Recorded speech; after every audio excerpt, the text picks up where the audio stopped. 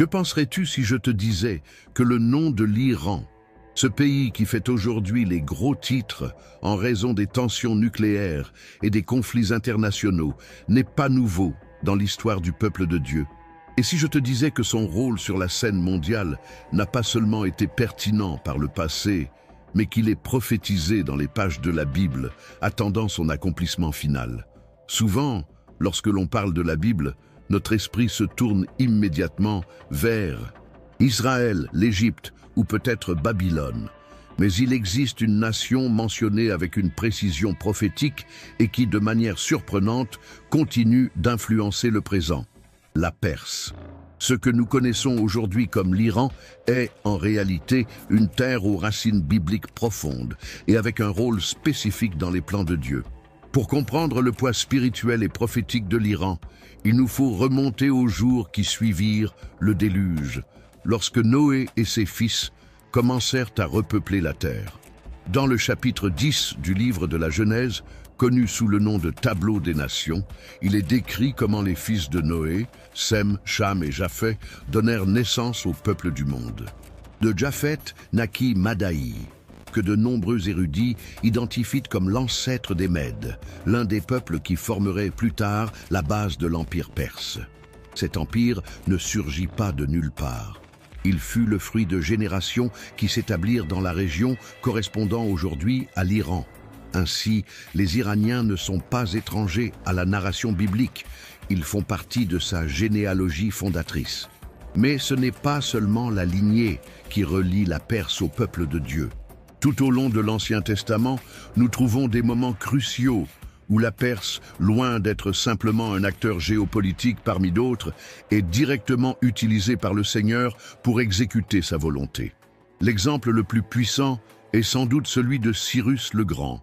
À une époque où Jérusalem était détruite, son temple en ruine et son peuple exilé à Babylone, un roi païen, un Perse, émergea comme un instrument de rédemption.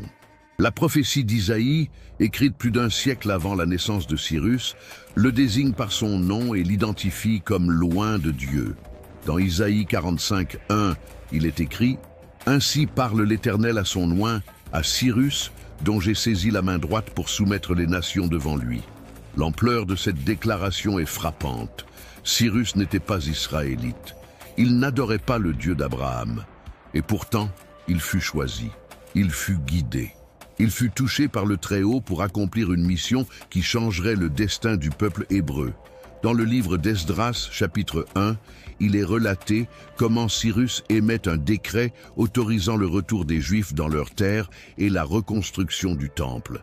Cette décision n'était pas politique, elle était prophétique. Cyrus accomplissait, sans le savoir, la parole prononcée par les prophètes de nombreuses années auparavant. Ce fut une manifestation claire que Dieu peut diriger le cœur des rois comme des rivières d'eau, comme le dit Proverbe 21, 1. Le cœur du roi est dans la main de l'Éternel comme des canaux d'eau. Il l'incline partout où il veut. Le rôle de la Perse ne s'arrête pas à Cyrus. Un autre moment clé se trouve dans le livre d'Esther, sous le règne d'Assuérus, également connu sous le nom de Xerxès Ier. Ici, l'histoire se concentre sur une jeune juive qui, par une chaîne d'événements providentiels, devient reine de Perse. Son nom est Esther, et son courage serait fondamental pour sauver son peuple d'un génocide planifié par Aman, un haut fonctionnaire perse. L'histoire d'Esther n'est pas seulement un récit de bravoure personnelle, c'est la preuve que Dieu, même dans des terres étrangères et sous des gouvernements hostiles, n'abandonne pas son peuple. Il utilise les humbles pour humilier les puissants. Il utilise une femme juive, orpheline et exilée, pour déjouer les plans de destruction d'un empire. Ce récit, célébré jusqu'à aujourd'hui lors de la fête de Pourim, montre que la Perse ne fut pas seulement une menace, mais aussi un refuge, un théâtre de miracles et de salut. Et tout cela dans une nation que beaucoup considéreraient hors de portée de la volonté divine. Mais Dieu n'a pas de frontières. Son pouvoir s'étend au-delà des géographies, des religions humaines, des empires. En avançant dans la chronologie biblique, nous arrivons au livre de Daniel, où de puissantes visions sur le cours des royaumes de la terre nous sont présentées. Dans le chapitre 8, Daniel décrit un bélier à 2 cornes, représentant les Mèdes et les Perses. Ce bélier devient une force dominante, jusqu'à ce qu'il soit vaincu par un bouc, symbolisant l'Empire grec et son chef, Alexandre le Grand. Mais ce qui ressort ici, c'est que, même dans ces visions apocalyptiques, la Perse apparaît comme un acteur principal sur l'échiquier prophétique. Non comme une figure secondaire, mais comme un pivot autour duquel les puissances du monde évoluent. Même dans le Nouveau Testament, la Perse semble projeter son ombre. Dans l'Évangile de Matthieu, chapitre 2, il est mentionné l'arrivée de sages venus d'Orient à la recherche du roi des Juifs. Bien qu'il ne soit pas explicitement dit qu'ils étaient Perses, de nombreux érudits estiment qu'ils venaient de Babylone ou de Perse, des lieux où existait une tradition d'astrologues et de savants observant les signes célestes. Ces hommes, guidés par une étoile, reconnurent la naissance du Messie et offrirent de l'or, de l'encens et de la myrrhe. Si cela est vrai, alors la Perse apparaît une fois de plus, cette fois non comme conquérante, ni comme oppressrice, mais comme adoratrice. Comme une terre de sagesse, reconnaissant l'arrivée de celui qui changerait l'histoire. Mais peut-être la mention la plus troublante et prophétique de la Perse se trouve dans le livre d'Ézéchiel, chapitres 38 et 39. Dans cette vision des temps de la fin, le prophète décrit une coalition de nations qui s'élèvera contre Israël. Parmi elles se trouve la Perse. Cette alliance, dirigée par Gog de la terre de Magog, est vue par beaucoup comme une prophétie encore non accomplie. Un événement eschatologique qui marquera le début du jugement final et l'intervention directe de Dieu. L'inclusion de la Perse dans cette vision n'est pas un hasard. Elle nous parle d'un rôle encore à jouer. Elle nous dit que les événements actuels ne sont pas fortuits, que les tensions entre l'Iran et Israël ont un écho profond dans le texte sacré. Lorsque nous regardons les nouvelles d'aujourd'hui, lorsque nous voyons l'Iran au centre des conflits régionaux, lorsque nous entendons parler de menaces nucléaires et de discours de haine contre Israël, nous devrions nous rappeler que cela a déjà été écrit. Pas avec des détails géopolitiques, mais avec une clarté spirituelle. La Bible ne parle pas seulement du passé, elle parle du présent et elle nous prépare pour l'avenir. La Perse ou l'Iran n'est pas une note en bas de page. C'est un acteur principal dans le grand drame de la rédemption que Dieu a orchestré depuis l'éternité. Il est presque ironique que beaucoup de gens, même des croyants fervents, ignorent que l'Iran, autrefois la Perse, ne figure pas seulement comme une puissance historique, mais comme un rouage soigneusement positionné par le doigt de Dieu dans le développement de son plan éternel. La Perse ne fut pas un empire accidentel, ni un parmi tant d'autres. Ce fut un outil choisi, affiné pendant des siècles, pour ouvrir des portes, libérer des peuples et sceller des destins avec des décrets qui résonnent encore aujourd'hui dans les ruines de Jérusalem. Cyrus le Grand ne conquit pas seulement des territoires, il conquit une place dans l'éternité en accomplissant la parole prophétique sans le savoir. C'est lui qui permit aux Juifs de retourner dans leur terre, de reconstruire leur temple et de restaurer leur culte. C'est lui, un roi païen, que Dieu appela « mon oint ». Ce qui est le plus impressionnant dans ce récit, c'est que la prophétie prononcée par Isaïe au sujet de Cyrus eut lieu plus d'un siècle avant sa naissance. Dans Isaïe 44, 28, il est écrit « Qui dit de Cyrus, il est mon berger et il accomplira toute ma volonté en disant à Jérusalem, tu seras rebâti et au temple, tu seras fondé. » Ce n'est pas une simple mention. C'est une proclamation divine que même les royaumes étrangers, même les nations extérieures, sont soumis au dessein du ciel. L'histoire de la Perse et sa relation avec Israël est, en réalité, une déclaration claire de la souveraineté absolue de Dieu sur les affaires humaines. Lors de la fête juive de Pourim, célébrée jusqu'à aujourd'hui avec joie et gratitude, nous nous souvenons d'un autre moment critique où la Perse, paradoxalement, devient le théâtre à la fois de la menace et du salut. Sous le règne d'Assuérus, connu historiquement comme Xerxès Ier, un homme nommé Aman complota l'extermination du peuple juif. C'était un plan génocidaire soutenu par le pouvoir impérial. Mais Dieu, qui ne dort jamais, avait déjà positionné une jeune orpheline, Esther, au cœur du palais perse. Esther, guidée par son cousin Mardochée, devint la voix de son peuple, la médiatrice entre l'épée et l'espoir. Et c'est par son courage et sa foi que le décret de mort fut renversé, transformé en une victoire inattendue. Esther ne représente pas seulement une héroïne biblique. Elle représente la présence silencieuse mais constante de Dieu au milieu de systèmes corrompus, de royaumes étrangers, d'empires arrogants. Elle représente la conviction que le Seigneur a toujours quelqu'un de positionné, caché, prêt à agir au moment précis. Et la Perse fut le théâtre que Dieu choisit pour montrer cette vérité avec une intensité presque théâtrale. Le salut vint de l'intérieur. La menace était sur le trône, mais la rédemption l'était aussi.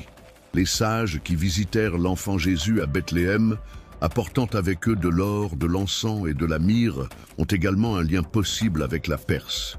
Bien que l'évangile de Matthieu ne précise pas leur origine exacte, la tradition et diverses études suggèrent qu'ils venaient de l'Est, probablement des régions où l'ancienne Perse prospéra. Ces hommes, sages et attentifs aux signes célestes, reconnurent dans une étoile l'annonce d'un roi différent, non un conquérant comme les empereurs de leur terre, mais un dont le règne serait éternel. Ainsi, depuis les confins de l'Orient, la Perse est à nouveau présente à un moment clé de l'histoire du salut. Non comme oppressrice, non comme libératrice, mais comme adoratrice. Cependant, c'est dans la prophétie d'Ézéchiel que la Perse apparaît avec un poids eschatologique qui ne peut être ignoré. Dans les chapitres 38 et 39, le prophète décrit une coalition de nations qui se lèvera contre Israël dans les derniers temps. Cette alliance est dirigée par Gog de la terre de Magog, et parmi ses alliés, la Perse est spécifiquement mentionnée. Ce n'est pas une mention symbolique, c'est un avertissement précis. La Perse ou l'Iran jouera un rôle actif dans une guerre future qui, selon les érudits, reste encore à se dérouler. Nous ne parlons pas d'une interprétation forcée.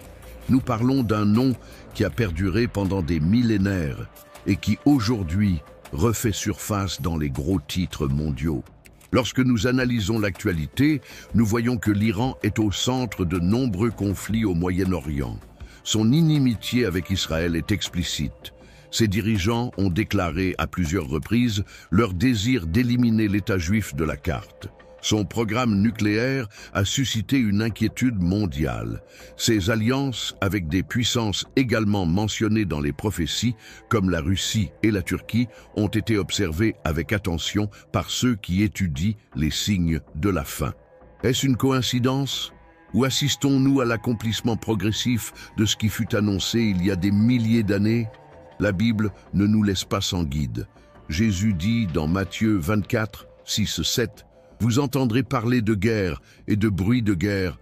Prenez garde de ne pas vous troubler, car il faut que tout cela arrive, mais ce n'est pas encore la fin. Car nation se lèvera contre nation et royaume contre royaume. » Ces paroles résonnent avec force dans le contexte actuel. Il ne s'agit pas de vivre dans la peur, mais de vivre avec discernement. Le discernement qui nous conduit à comprendre qu'au-delà des gros titres, au-delà des conflits, une histoire plus grande se déroule, l'histoire du plan de Dieu. La Perse, aujourd'hui appelée Iran, n'est pas simplement une pièce géopolitique de plus. C'est une nation avec un passé prophétique, un présent turbulent et un avenir prédit. Son rôle n'est pas secondaire, il est central. Depuis la lignée de Noé, en passant par Cyrus et Esther, jusqu'aux visions d'Ézéchiel, la Perse a été entrelacée avec le destin d'Israël et par conséquent avec l'histoire de la rédemption. Et si cela fut ainsi dans le passé, qu'est-ce qui nous empêche de croire que cela continuera d'être ainsi à l'avenir? C'est pourquoi nous ne devons pas considérer les événements au Moyen-Orient comme de simples disputes politiques. Nous devons les regarder avec des yeux spirituels, avec une compréhension prophétique. Nous devons nous rappeler que Dieu, dans sa sagesse infinie, nous a déjà avertis, nous a déjà montré la carte, nous a déjà indiqué les noms. Et la Perse, ce nom ancien qui résonne dans l'arène actuelle sous le nom d'Iran, continue d'occuper une place réservée dans le dénouement des temps, une place que nous ne pouvons ignorer. Peut-être y a-t-il ceux qui disent que les Écritures sont déconnectées du monde moderne. Mais en observant la précision avec laquelle des noms anciens ressurgissent dans des contextes actuels, il est difficile de ne pas sentir que l'histoire, la véritable histoire, a déjà été écrite, et que nous ne faisons maintenant que la voir se dérouler, pas à pas, sous le regard attentif du ciel. Comme l'écrit le prophète Habacuc, car la vision attend encore son temps, elle se hâte vers son terme, et elle ne mentira pas. Si elle tarde, attends-la, car elle viendra sûrement, elle ne tardera pas. Habacuc 2:3. L'histoire de la Perse, le destin de l'Iran, les tensions avec Israël, les échos d'Ézéchiel, tout cela nous rappelle que nous vivons des temps prophétiques, que nous ne pouvons pas nous permettre l'ignorance spirituelle, que nous devons revenir à la parole, l'explorer, la comprendre et être prêts. Car lorsque la Perse bouge, l'histoire tremble, et lorsqu'Israël est encerclé, le ciel a déjà écrit la réponse. Que l'accomplissement ne nous surprenne pas, qu'il nous trouve éveillés, et ainsi, tandis que le monde observe avec crainte l'émergence de nouvelles tensions, ceux qui connaissent les Écritures comprennent qu'il ne s'agit pas de politique, mais de prophétie. L'Iran n'est pas un accident du présent, c'est une pièce ancienne, sur un échiquier éternel. Chaque mouvement à Téhéran, chaque menace contre Jérusalem, chaque alliance militaire a été anticipée par le Dieu qui voit la fin dès le commencement. Aujourd'hui, plus que jamais, nous devons lever les yeux et nous souvenir. L'horloge prophétique ne s'est pas arrêtée. La Perse vit, et avec elle, la parole de Dieu continue de s'accomplir sous nos propres yeux.